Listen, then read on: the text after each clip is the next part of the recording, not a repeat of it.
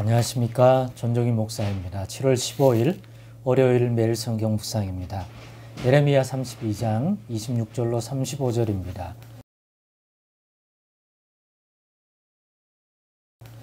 그때 여호와의 말씀이 예레미야에게 임하여 이르시되 나는 여호와여 모든 육체의 하나님이라 내게 할 수 없는 일이 있겠느냐. 그러므로 여호와께서 이와 같이 말씀하시니라. 보라, 내가 이 성을 갈대아인의 손과 바벨론 느부갓네살 왕의 손에 넘길 것인즉 그가 차지할 것이라. 이 성을 치는 갈대아인이 와서 이 성읍에 불을 놓아 성과 집 곧 지붕에서 바알에게 분향하며 다른 신들에게 전제를 드려 나를 경노하게 한 집들을 사르리니 이는 이스라엘 자손과 유다 자손이 예로부터 내 눈앞에 악을 행하였을 뿐이라. 이스라엘 자손은 그의 손으로 만든 것을 가지고 나를 경노하게 한 것뿐이니라. 여호와의 말씀이니라. 이 성이 건설된 날부터 오늘까지 나의 노여움과 분을 일으키므로 내가 내 앞에서 그것을 옮기려 하노니 이는 이스라엘 자손과 유다 자손이 모든 악을 행하여 내 노여움을 일으켰음이라. 그들과 그들의 왕들과 그의 고관들과 그의 제사장들과 그의 선지자들과 유다 사람들과 예루살렘 주민들이 다 그러하였느니라.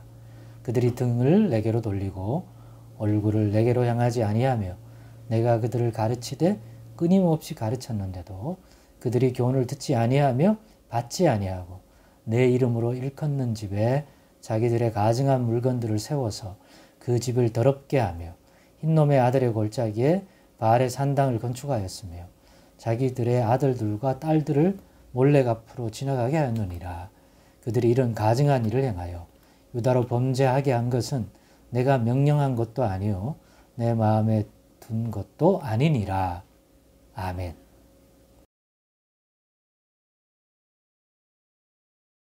네, 오늘은 내게 할 수 없는 일이 있겠느냐, 내게 할 수 없는 일이 있겠느냐라는 제목으로 묵상 나눔을 갖겠습니다. 이 말씀은 여호와 하나님이 예레미야 선지자에게 말한 겁니다. 본문 27절에 나는 여호와여 모든 육체의 하나님이라 내게 할 수 없는 일이 있겠느냐고 예레미야에게 답을 주었습니다. 왜 이런 말을 예레미야에게 한 것일까요? 그래서 앞에 있는 내용, 지금까지 했던 내용을 살펴보면서 이렇게 하는 것이, 이렇게 예레미야에게 반문하는 것이 예레미야에게 분명 도움이 될 것이다. 분별을 하며 또 여호와를 믿고 신뢰하며 여호와께서 하신 일들과 말씀들을 듣고는 거기 도움이 될 거다. 왜냐하면 이 심판에 대하여 어떤 구원에 대하여 회복에 대하여 여호와 하나님께서 이스라엘과 유다, 예루살렘에 관련되어서 하신 말씀이 있지만 그 내용에 있어서 그것이 심판이든지 그것이 구원이든지 어떤 약속에 관한 건지 인간적으로 생각할 때 또 우리가 살아가면서 경험적으로 가지게 되는 어떤 생각 또 상식이라고 부르는 어떤 내용들을 가지고 볼 때 저게 가능한 얘기일까? 이게 순서적으로 논리적으로 맞는 이야기일까? 이런 생각을 하게 될 때도 있잖아요. 하나님의 말씀이기 때문에 죽은 자를 살리겠다. 3일 만에 부활하시겠다. 성전을 무너뜨리라. 내가 3일 만에 다시 세우리라. 이런 말들은 경험적, 상식적으로, 인간적으로는 되게 납득하기 어려운 말들일 수 있거든요. 그러니까 예레미야가 말씀을 받아서 전달하긴 하지만 또 어떨 때는 이게 과연 정말 가능한 일이냐에 대하여 전혀 경험한 바도 없고 오직 여호와의 말씀이니까 믿음으로 붙들어야 되는데 자신도 인간이기 때문에 한계가 있을 수 있잖아요. 그럴 때 여호와께서 나에게 할 수 없는 일이 있겠느냐? 예레미야야, 너는 여호와 하나님이 어떤 분이라고 생각하느냐?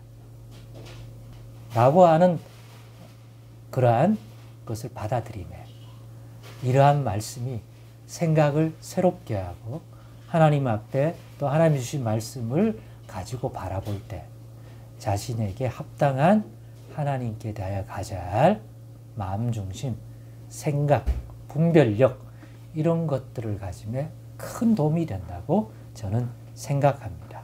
하신 말씀대로 하신 약속대로 이루어진다는 것이 믿기에 경험적으로 인간적으로 상식적으로 어려울 수 있는데 그래 우리가 믿고 의지하는 여호와 하나님이 불가능한 일이 있다면 과연 그 하신 모든 말씀을 과연 이루어질 수 있는 것일까?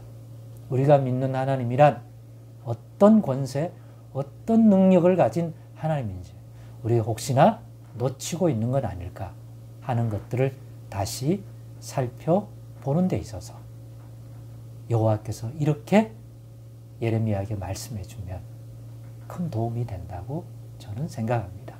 그러면 이어지는 왜 이스라엘 백성과 유다와 예루살렘이 심판받아야 하는지에 대한 내용을 들을 때도 아 그렇구나 이렇게 판단하셨으면 저들을 향한 이 심판은 바벨론 느부갓네살을 통해서 할 심판 반드시 이루겠구나. 동시에 그 과정 이후에 저들을 다시 회복시킬 것이다. 아 저렇게 남의 나라에 포로 생활을 하고 그러면 의욕이나 모든 면에서 스스로의 어떤 의욕이라든가 힘이라든가 이런 건 오히려 줄어들 텐데 저들이 무슨 수로 다시 고국으로 돌아오겠는가 이 약속의 땅으로 돌아오겠는가라는 의구심을 가질 수 있는데 그 일도 여호와께서 하시겠다.